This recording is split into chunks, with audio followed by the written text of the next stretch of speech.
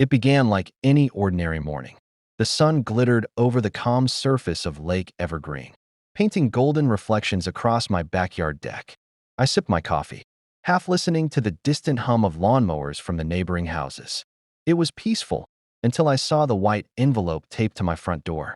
Notice of HOA violation, immediate attention required. My heart sank, not because I was worried, but because I'd seen this kind of nonsense before.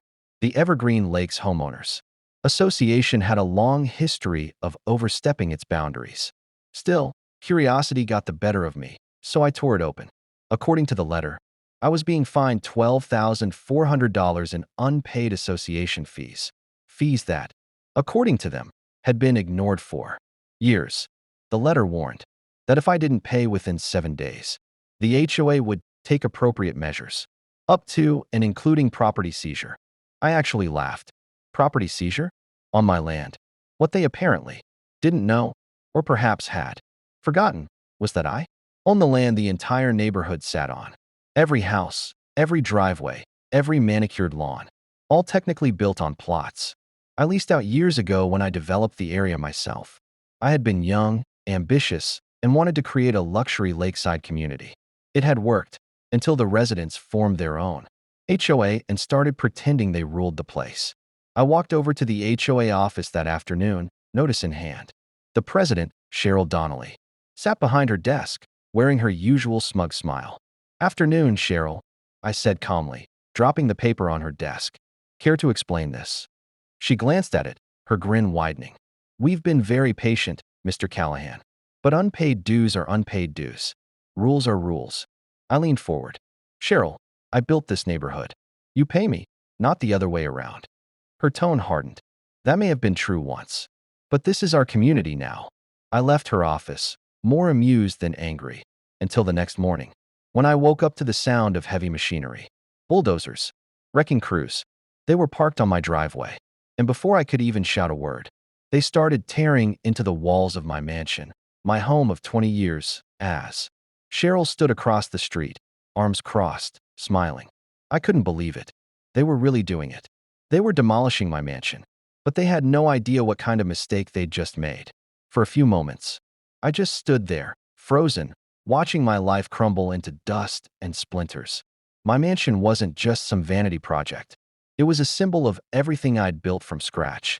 Every brick, every beam, every inch of it sat on land I bought long before there was ever an HOA. The roar of the excavator drowned out my thoughts. Neighbors gathered on their lawns, whispering, filming, and some even cheering. Cheryl was loving every second of it. She held a clipboard like she was directing a movie. I pulled out my phone and started recording, my voice steady despite the chaos. "You're going to regret this, Cheryl. You've just demolished property you don't even own." She turned, that smug expression never fading. "Actually, we followed legal notice protocol. You were delinquent on fees, and we acted accordingly." I smiled. "Delinquent? On land I leased to you?" Her grin faltered for the first time. I walked to my truck, sat down, and dialed my attorney, Mason Trent, a man who'd saved me from plenty of bad deals over the years. He picked up after one ring. "Mason," I said, "the HOA just demolished my home." A pause. "They what?" "Yeah," I replied, watching the clouds of dust rise where my living room used to be. "I've got everything on video. Get to Evergreen Lakes now." Within an hour, Mason was standing beside me, staring at the ruins. "They're finished," he muttered. "Do they even realize what they've done?" "Not yet," I said quietly. "But they will." The next few days were oddly peaceful. I stayed at my lake cabin across the water, watching from a distance as the HOA strutted around like victors. They even posted about it on the community Facebook page. HOA takes firm action against delinquent homeowner.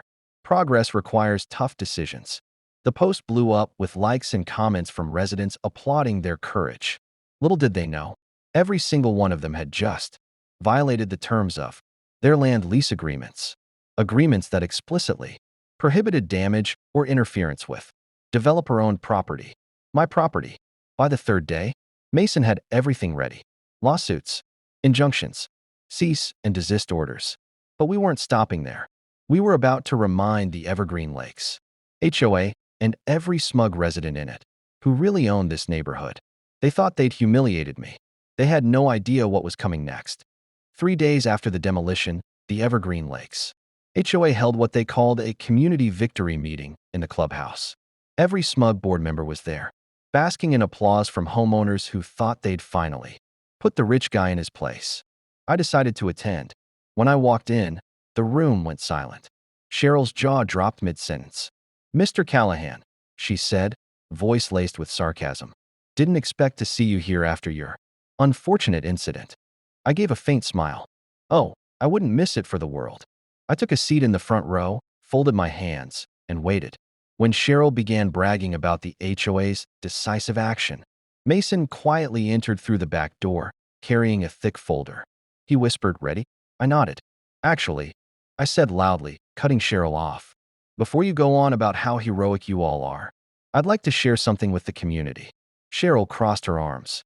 "Unless you're here to apologize and settle your fees, Mr. Callahan, you can." "Sit down," I interrupted. The crowd gasped. Mason stepped forward, handing her a stack of documents. "These," he said, "are the original land ownership records for Evergreen Lakes. They clearly show that every single property here, including this clubhouse, sits on land owned by one person."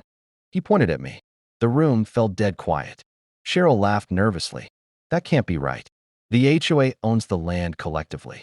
Mason smirked. "No, the HOA manages community guidelines, but the land deeds were never transferred. The neighborhood pays annual lease fees to Mr. Callahan.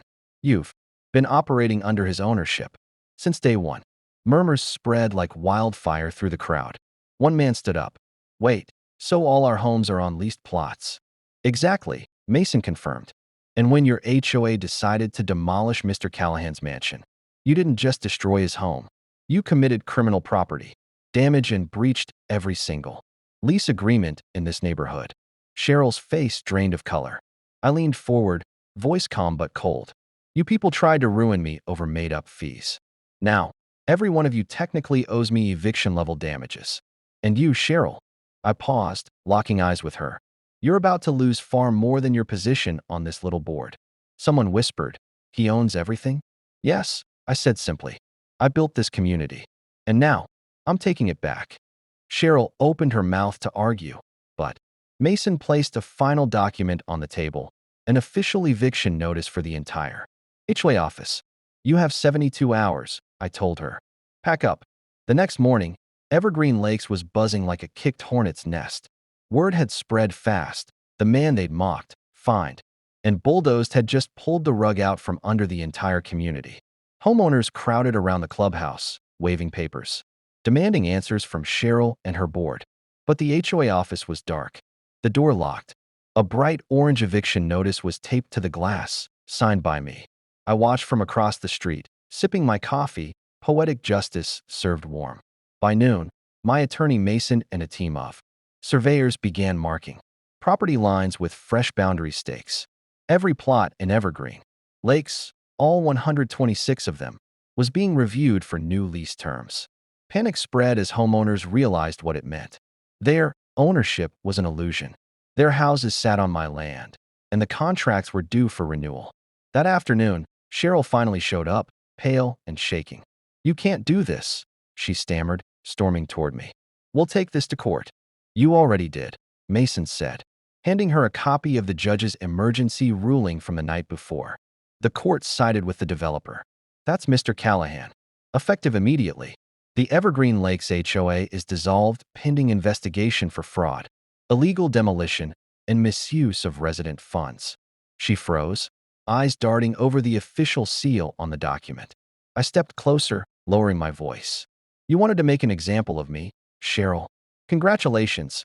Now you're the example." Reporters started showing up. Drones hovered above, filming as crews began removing the Evergreen Lakes HOA signs from the entrance. Homeowners were furious, shouting at Cheryl, demanding refunds and answers. I didn't gloat, at least not publicly. But deep down, it was satisfying to see justice swing full circle. Within a week, the entire board resigned. Cheryl was facing criminal charges for ordering an illegal demolition without verifying ownership records. The insurance companies refused to cover the damage because it wasn't her property to begin with. As for me, I began rebuilding, but not a mansion this time. Instead, I started constructing a public lakefront park, open to everyone who had shown kindness instead of arrogance. The sign at the gate reads, Evergreen Park, property of J. Callahan, founder. A reminder that power means nothing without respect. Standing on that same spot where my old mansion once stood, I watched the sunset reflect over the lake, brighter than ever. They tried to tear me down for unpaid fees. Instead, they paid the price with everything they thought they owned.